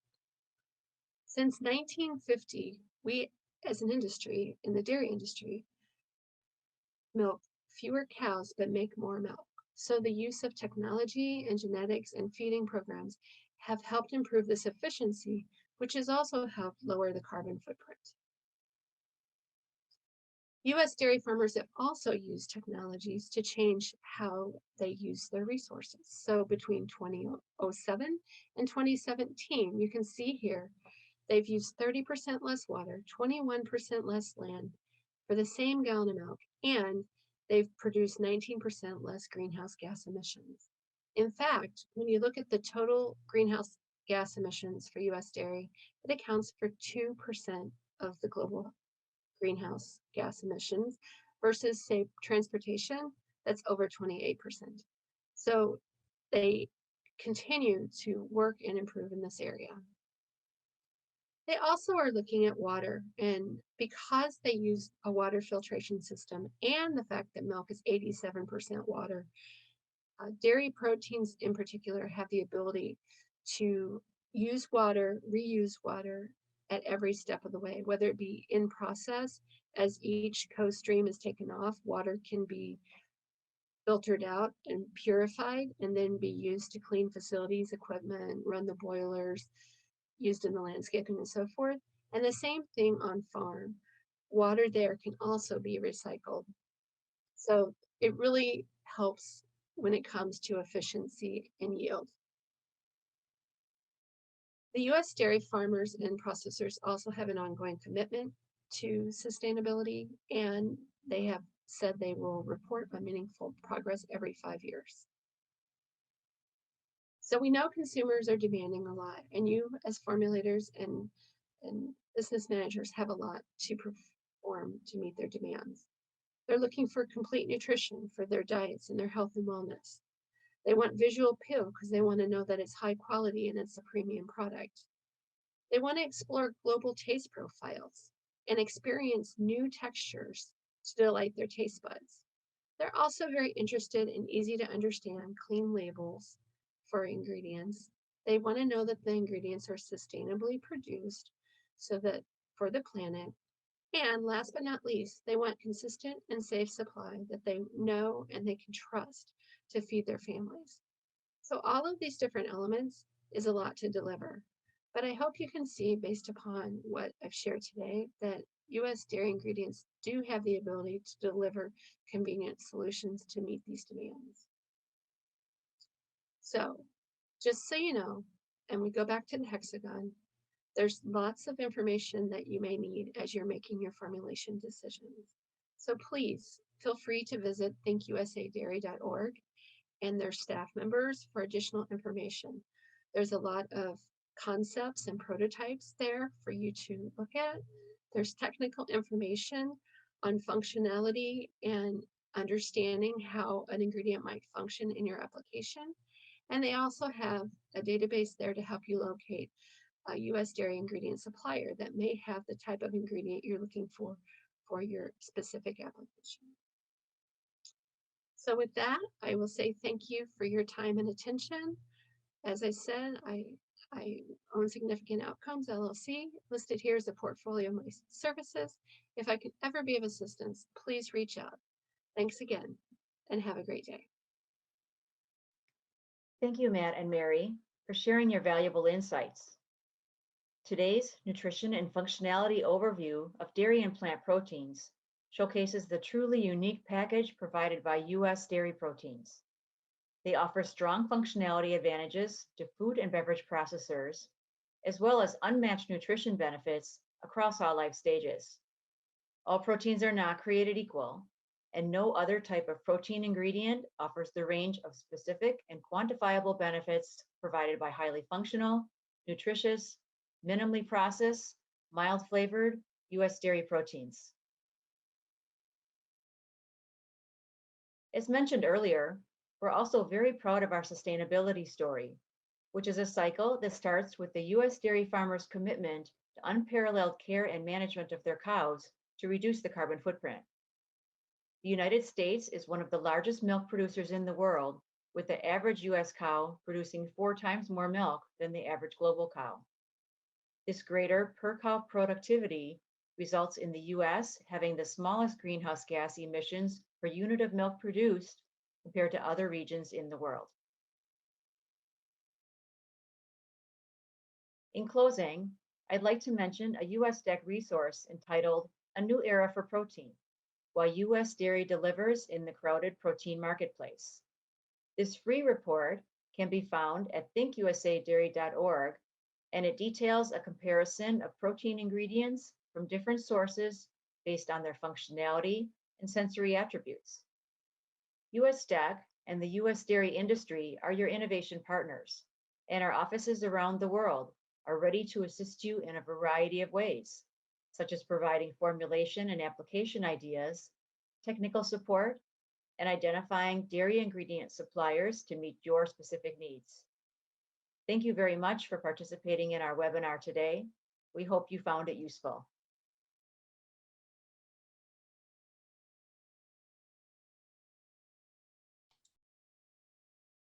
Perfecto, regresamos con la sesión de preguntas y respuestas. Primero, muchísimas gracias, Terry, Matt, Mary, por las interesantes presentaciones. Y claro, muchísimas gracias a todos nuestros asistentes. Hoy tenemos una audiencia bastante fuerte ahora y también tenemos bastante preguntas para la sesión. Entonces, vamos a intentar contestar a todas las preguntas en vivo, pero si no logramos hacerlo, vamos a contestarlas después por correo, ¿ok? Entonces, sigan enviándonos las preguntas y sigamos. A ver, Es un poco difícil elegir cuál pregunta hacer primero, pero tenemos una bastante interesante que recibimos al comienzo de las presentaciones que viene de Frank. Frank nos pregunta, ¿qué proteína es la que aporta mayor características nutritivas, la del huevo o la de la leche? ¿Y cuál es la más saludable? ¿Quién podría contestar? Quizás Matt. Por favor. Sure. Thanks, Carolina, and thank you, Frank, for your question and interacting with us today. So I will start by saying, both dairy and egg proteins are complete and high quality proteins. So whether it's in the form of an ingredient or whether it's in the form of the whole food, egg or milk, they both bring high quality protein to the diet, as well as, potentially other nutrients and unique nutrients, vitamins and minerals and such, that are provided if you consume them with the whole food. What I will say, from an ingredient perspective, if you're comparing egg protein ingredient to a whey protein ingredient or milk protein concentrate, let's say, the dairy proteins have, as some of the slides I referred to in my presentation, they may not have had the egg data specifically because I had been primarily focused on comparing dairy to some of the plant-based alternatives. But dairy proteins have, the highest concentration of leucine and total essential amino acids in comparison to essentially all other proteins. So again, while both of these examples that you raised are high quality, I think, again, hopefully it was clear in my presentation that it's really the efficiency with which dairy proteins, are able to deliver those essential amino acids and leucine that are required to optimize muscle health and other metabolic processes in the body that require these essential amino acids. That's really one of the true values that dairy proteins provide, as well as, from all the functional and taste attributes that Mary highlighted in her section of the presentation. Perfecto, Matt. Solo algunos comentarios, no por el contenido, pero a nuestros asistentes. Nos preguntan sobre traducción. Entonces, tenemos interpretación simultánea disponible por la funcionalidad de Zoom. Entonces, mira la parte inferior de la aplicación Zoom y selecciona la lengua. Entonces, es interpretación, ¿ok? Y también otro comentario es que sí, vamos a enviarles la grabación del webinar y también las diapositivas traducidas. Entonces, se queden con nosotros porque tenemos una sesión bastante interactiva con bastantes preguntas ahorita. Ok, gracias Matt. A ver, sigamos. Tengo otra pregunta técnica y creo que también es para Matt. Es de una persona anónima, entonces muchas gracias por enviar la pregunta, pero a partir de qué exceso de proteína, valor por encima de 0.8 gramos por kilo de peso corporal, el cuerpo no absorbe ni usa la proteína y se elimina si asimilarse. Yes, thank you for your question. This question or concept is quite common. I have heard it raised by a number of people in various audiences that I've interacted with. And I'll start by saying that, there is no level at which the body will no longer absorb the protein. So you could continue to eat more and more protein. Your body will be able to digest and absorb the protein. The point there to make is that, more so on, what is a level at which your body will most efficiently utilize that protein and those digested amino acids for the role in which they are intended in the body. So whether that's supporting muscle protein synthesis or that's supporting the synthesis of other body proteins, whether they're immune proteins, the making of enzymes and other roles in which these amino acids and then formed proteins are needed in the body. And from that perspective, we do have some insights, some of which I tried to highlight in my presentation from the data we know in muscle health, which is probably our best scientific indicator to provide some guidelines as to how much protein our body can efficiently utilize. And I'll say this at each individual mealtime is what's known. So for younger adults, somewhere between 20 to 30 grams of high quality protein is utilized to support, say, muscle protein synthesis. And at protein exceeding that amount, again, when we're talking about higher quality proteins, that protein is no longer going to be utilized by that muscle. You may recall I mentioned that muscle full effect, where I gave the analogy of pouring water into the cup. There will be a point at which that water starts to flow out of that cup. And with high quality proteins such as dairy, that cup will be full somewhere between 20 and 30 grams. And the remaining protein will be oxidized by the body. It will be either used for energy, some of the waste from that oxidation of the protein will be excreted as urea. It will then be either converted to glucose, stored as glycogen, and or converted to fat to store. Again, if you're in an excess calorie state. Now, older adults, they require a bit more. So we would say to efficiently utilize that protein from a muscle standpoint, upwards of 30 to 40 grams of protein. Again, depending on the condition, might be optimal. From a total diet standpoint, I have not seen research that has shown any value of greater than about 2 grams of protein per kilo body weight. You might note either in the sports and exercise recommendations or the recommendations geared toward older adults that I mentioned, 2 grams of protein per kilo body weight per day was close to that amount, where it's not clearly established that additional benefits will be seen at higher protein intakes. Yeah, thank you. Perfecto, muchas gracias, Matt. Ahora tenemos un par de preguntas para Mary. Y la primera, Mary, es, si quiero usar proteína de suero de leche, ¿qué tipo de aplicación sería mejor?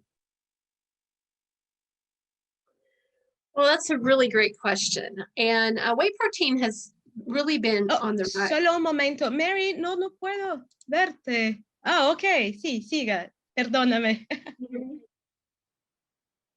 Okay, great. That's a great question.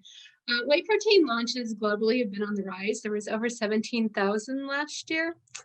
And traditionally, you probably know whey protein has been more into sports nutrition, traditional dairy beverages, those types of categories. But what's interesting is, and this kind of relates back to what Matt was just saying, people are looking for getting protein at different day parts as well as for different need states. So for example, in the morning is a time that many people do not consume as much protein. And so we can create products specifically designed for that morning venue. And we can include things like probiotics to help with the immune function as well as the protein for your muscles. We can also put it into snacks.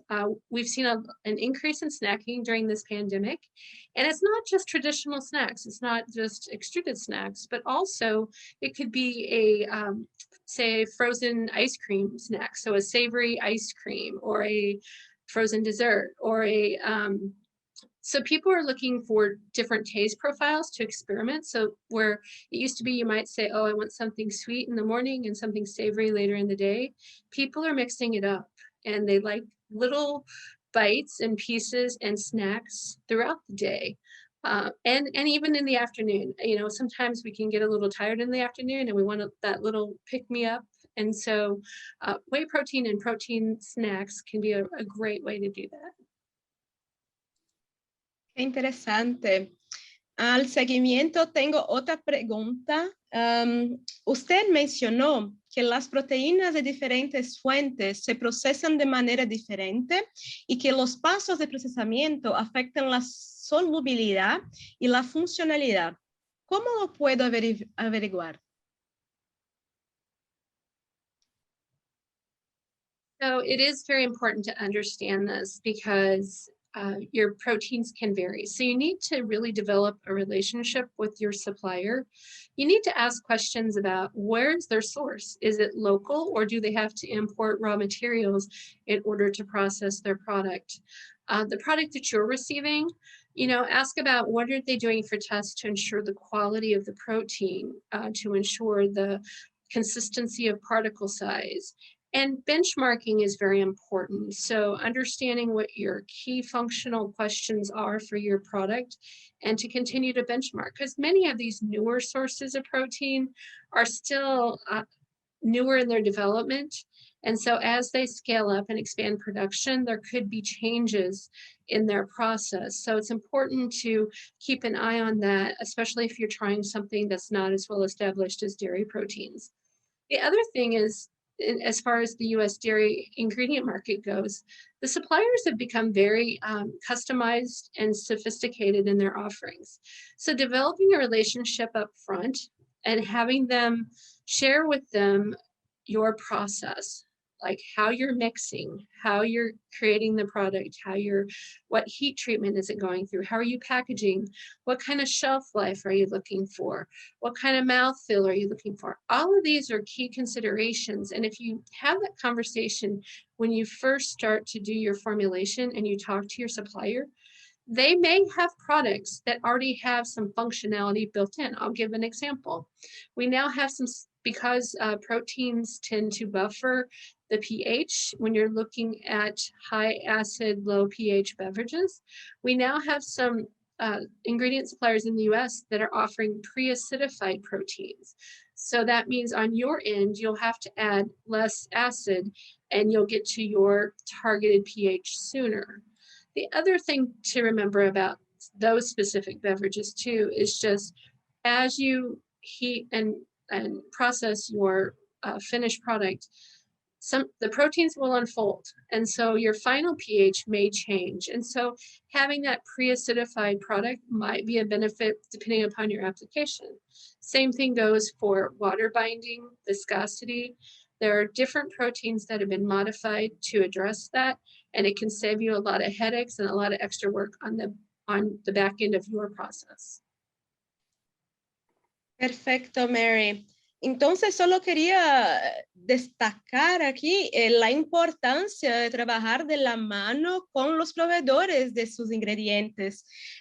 También tomo la oportunidad para comentar una pregunta de Sergio, que es ¿cómo podemos adquirir productos esenciales de alta calidad de proteínas para elaborar bebidas y alimentos en la región o en especial para desarrollar nuevos productos con proteínas de la leche? Y la verdad es que nosotros como USDEC podemos conectar a ustedes a proveedores de Estados Unidos que pueden desarrollar y proveer toda la información y los ingredientes más apropiados para los tipos de productos. ¿Sí? Entonces sigamos en contacto con nuestra oficina para que podamos desarrollar negocios también. A ver, tenemos bastante preguntas sobre sostenibilidad.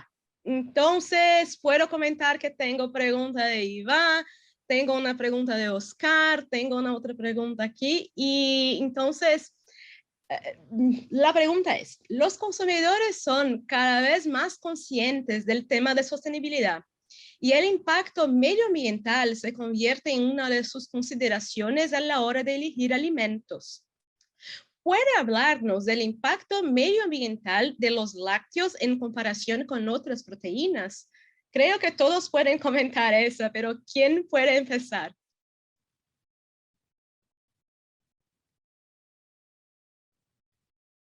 Quizás Matt? Sí, dale.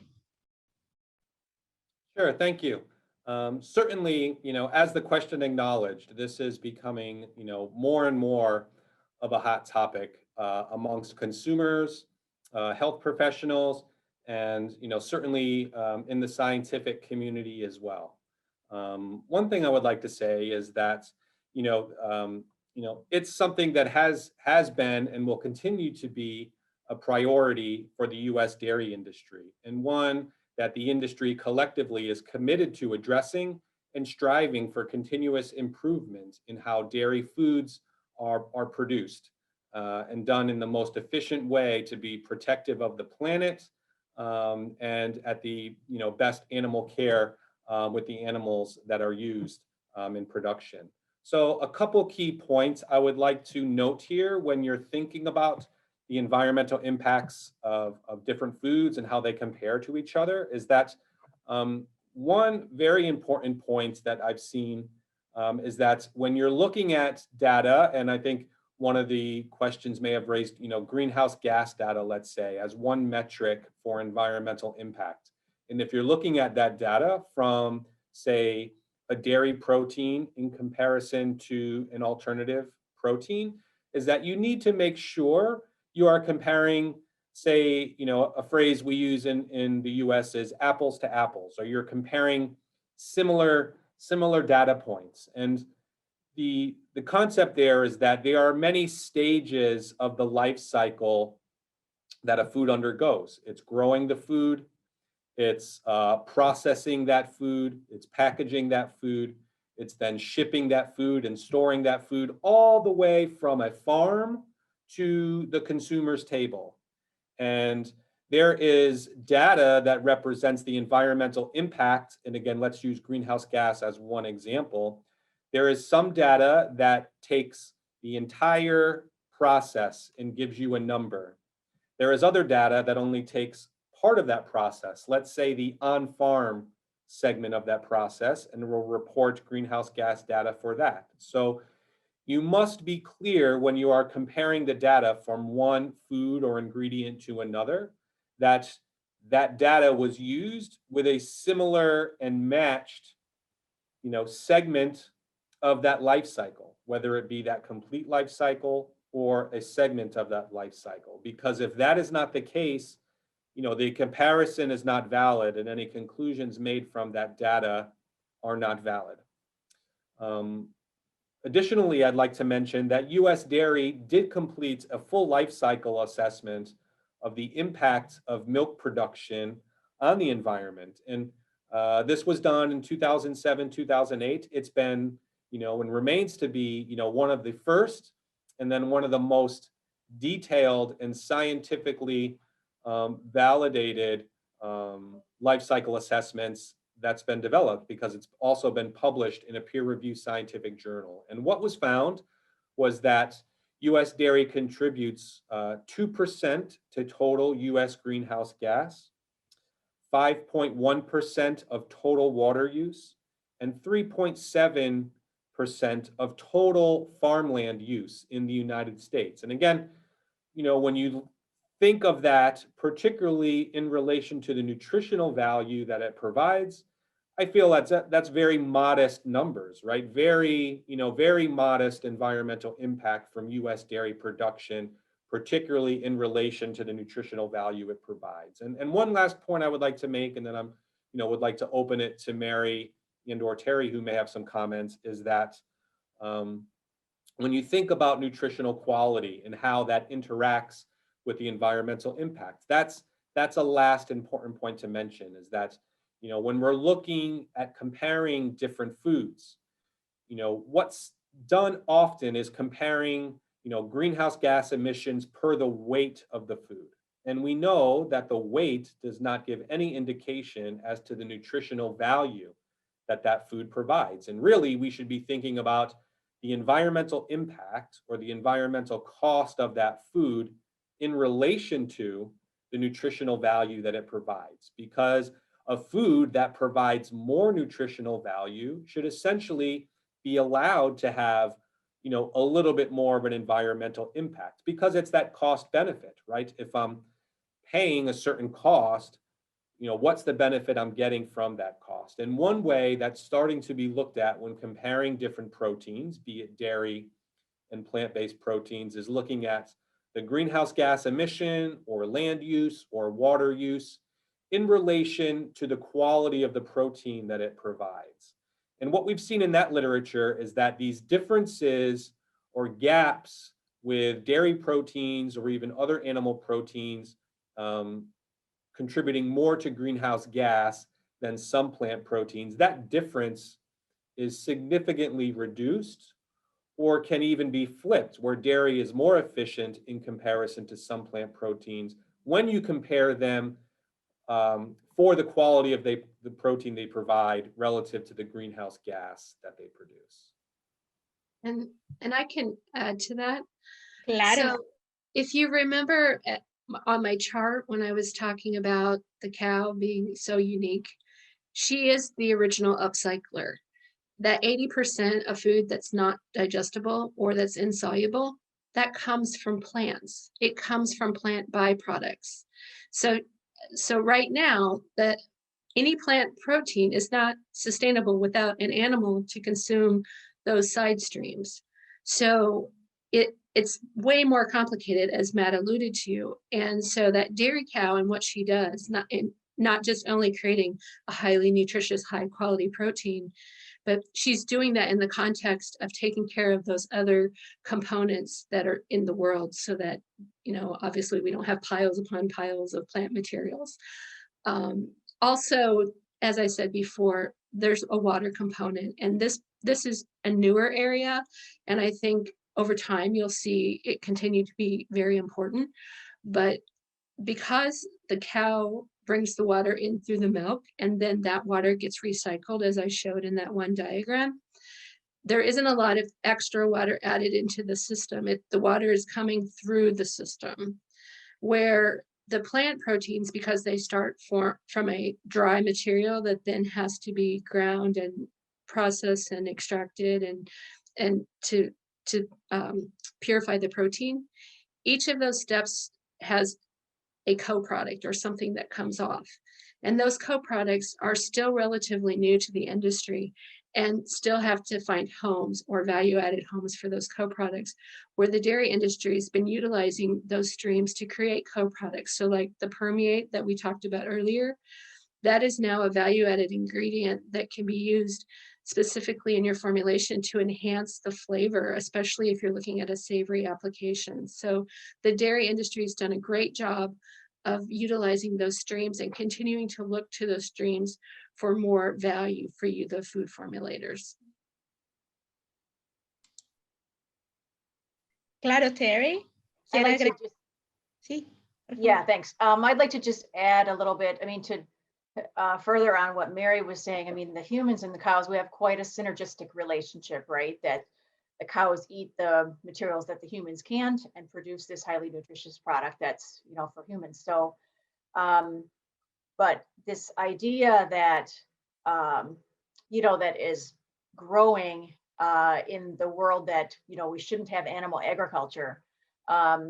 It's very, it's quite controversial, but there've been a number of studies showing what would happen if we did not have cows, if we didn't have animal agriculture. And it really shows that the data so far anyway shows that there really would not be an improvement from a greenhouse gas standpoint in the world. And also there would be, without animal agriculture, there would be challenges producing enough nutritious food to feed everyone in the world, because to Matt's point, the nutrition in dairy and in animal products is so concentrated that you can feed a lot more people with less food. And as the population of the world is growing rapidly, it's really animal-based products, including dairy, that are going to be required to feed everyone. So this idea that animals are the problem and that animal agriculture is the problem is just completely turned upside down. It's really that, and we believe that animal agriculture is really part of the solution.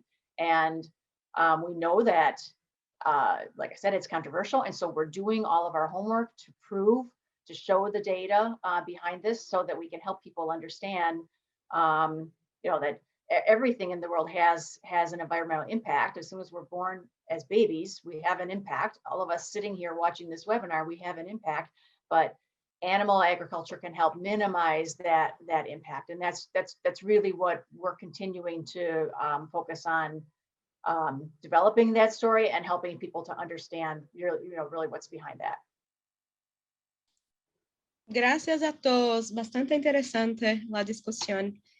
A ver, Terry, en verdad tengo una pregunta a usted, y ya que en verdad los tres han comentado sobre la sostenibilidad de la producción de los ingredientes de la leche en Estados Unidos, pero quería que usted comentase un poco exactamente sobre el origen. ¿Por qué los ingredientes de la leche de Estados Unidos son considerados de gran calidad? ¿O hay alguna ventaja específica o alguna diferencia? ¿Podría comentarnos un poco sobre la diferencia de los productos de Estados Unidos?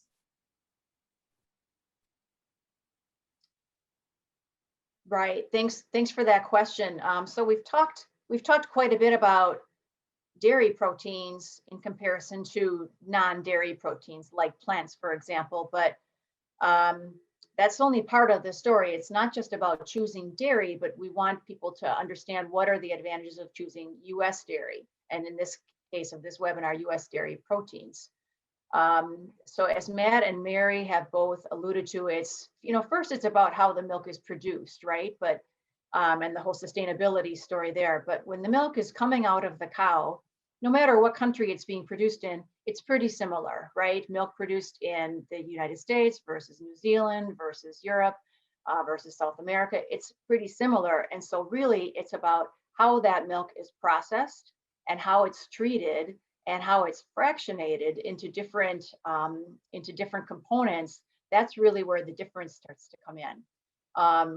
And so from a processing standpoint, the US dairy industry, as we've alluded to, produces year-round, safe, sustainable supply.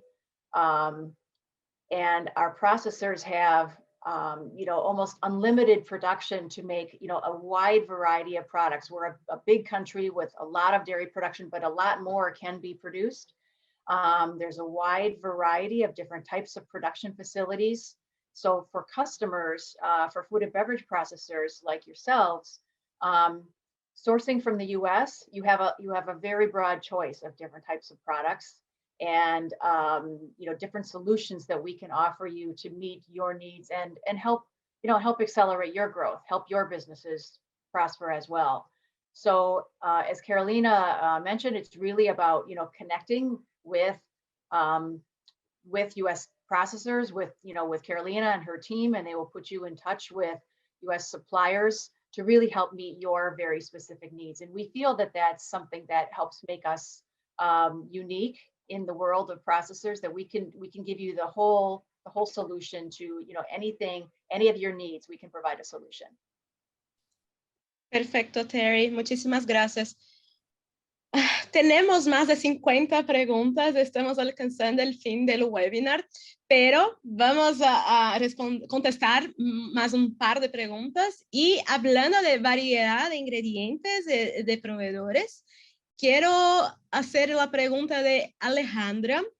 Alejandra nos pregunta si es posible tener formulaciones sin lactosa usando proteínas de suero y proteínas de leche sin procesos adicionales. Hablando de portafolio, ¿quién podría contestar? Quizás Terry o Mary. Mary? Vamos. I can start. So yes, there are opportunities to utilize whey protein and milk proteins that have low lactose levels. So in the instance of whey protein isolate, it virtually has no lactose. It's been filtered out. We also have micellar casein, which is on the milk side of the equation, and it's 90 to 95% protein itself. So it also has those lower lactose and lower whey levels that give it some unique attributes, especially when you put it into high heat UHT or retort conditions. And so there are multiple options, and we also have hydrolyzed lactose products as well. So they're depending upon your finished product and your target, you may use one or the other, but there are many suppliers that can deliver you options to try. Gracias, Mary. Ok, otra pregunta. En verdad, hemos visto quizás 3 preguntas bastante parecidas y incluso una de César. Ok, he escuchado que las dietas altas en proteínas pueden tener impactos negativos en la salud, en particular en la salud, en la salud de los riñones y los huesos. ¿Puede comentar acerca de eso, Matt? Sure, and that's something, a question or perception I frequently hear as well. Again, when I'm interacting with consumers or even many health professionals, and I think that concept continues to be repeated by many, and it's unfortunate, because I will say, my opinion, as well as I would say the opinion of many of the expert scientists in the area, is that there is really no evidence that in healthy adults, so I want to clarify, in healthy adults with no pre-existing medical conditions, protein within the range of the acceptable macronutrient distribution range that's been established by the National Academy of Science in the US. I referred to that in my presentation. That's about 10 to 35% total calories. And or if we look at levels at 2 to upwards of 3 times the RDA for protein. So the RDA is 0.8 grams per kilo. You could be anywhere up to 2 grams per kilo, maybe 2.5 grams per kilo. And again, I am not aware of any data that would support clearly that level of protein intake has a negative impact on either bone health or kidney health. Actually, there's data to show that, appropriate and adequate high quality protein intake is actually essential for bone health, in addition to the bone building minerals such as calcium and vitamin D and phosphorus, for example. The appropriate amount of high quality protein in the diet is also critical for bone health. So again, thank you for your question, because I think it's important to continue to try and illustrate that the latest science does not indicate protein at the levels I mentioned being of any concern. And again, if there is an adult or child with pre-existing medical condition, then yes, particular clinical practice guidelines say as patients that have kidney problem, kidney disease, then they need to follow the clinical practice guidelines where protein could be a problem. Thank you. Ok, gracias, Matt. Ya está, alcanzamos un par de horas con el evento y solo quería comentar que tenemos bastante preguntas, bastante específicas sobre formulaciones, uso de las proteínas en productos muy específicos, y claro que vamos a contestar todas después del evento, ¿sí? Entonces no se preocupen, porque vamos a seguir en contacto. A ver, solo quería entonces terminar la sesión de preguntas y respuestas, agradecer a todos por la asistencia, agradecer a nuestros invitados y también recomendarles que escriban a nuestros expertos hoy. Entonces sus correos electrónicos están disponibles aquí en la pantalla, así como también tenemos el correo electrónico de nuestra oficina en Sudamérica. Entonces, escriban a nosotros en caso tengan dudas, ¿ok? Otra recomendación para ustedes aquí es que visiten el websitio de USDEC, que es thinkUSDairy.org. Y allí pueden encontrar bastante información técnica sobre la aplicación de los ingredientes de la leche, detalles de los productos de la leche de Estados Unidos y bastante inspiración también, bastante basada desde este webinar. ¿Ok? También vamos a enviarles un certificado de participación, la grabación del webinar y las dispositivas traducidas. Entonces, también miren sus correos en los próximos días que van a seguir en contacto con nuestro equipo. Carolina, Clarice, Paola y a todos que trabajan en River Globo en South America, en la América del Sur.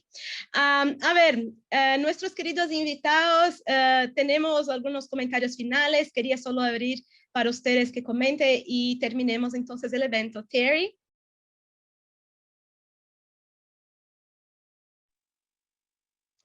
So I just want to be agreeing with Carolina, to, thank everyone for your attendance and for your attention, and really, really pleased that there was so much interest and so many questions. And keep those questions coming. It's not just about this webinar today, but it's about building relationships so that we can really help you. So make sure that you reach out to any of us. And again, thanks so much for participating today. Antes de seguir con los comentarios de Matt y de Mary, quería solamente pedirles que contesten a una encuesta adicional que es de evaluación de nuestro webinar. Sí, sigamos. ¿Cómo califican este webinar? Van a ayudarnos bastante a planear nuestras próximas actividades y también, claro, cómo ayudarles a seguir desarrollando nuevos productos con los productos de la leche de Estados Unidos. Perfecto. Bastante interacción. Un ratito más.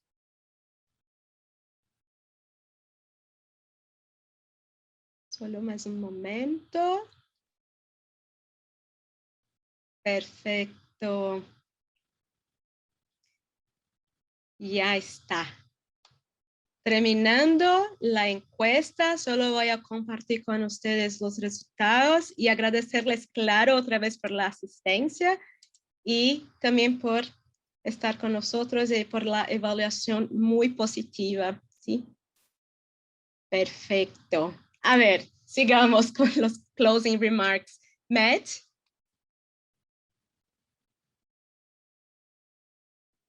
Yes, thank you, Carolina. Thank you to all attendees. Again, similar to the comments from Terry, we're just really excited, that you were able to join us today. And we did our best to try to convey a lot of the latest science and information that we felt would be most helpful to you. But certainly there is so much more information to provide and share. And again, as Terry mentioned, please, consider us a resource as you move forward in whatever efforts you may be considering the use of dairy proteins, whether it be on the nutrition and health side, the product development side and application side. Our staff across all of us who have been involved today and the greater staff that we have behind the scenes, we could continue and want to work with you to provide the solutions to grow your business. So thank you, and look forward to communicating with you in the future. Gracias, Matt. Mary? And I just want to say, from a personal standpoint, I am just thrilled to see all of your questions around dairy protein. When I started my career, dairy protein was just not really spoke of or thought of. And there's been so many technological advances and exciting new products to try. And I'm so glad that I was able to share a little bit today. And please, if you have specific needs, please contact your office staff, contact USDEC. There's so many new opportunities every day when it comes to protein, and it will solve so many problems for you before you encounter them. So please reach out and develop those relationships. So thanks so much. Gracias a todos. Perfecto, entonces un gusto estar aquí con ustedes hoy y hasta el próximo evento, la próxima oportunidad. Que estén bien. Feliz día. Chao.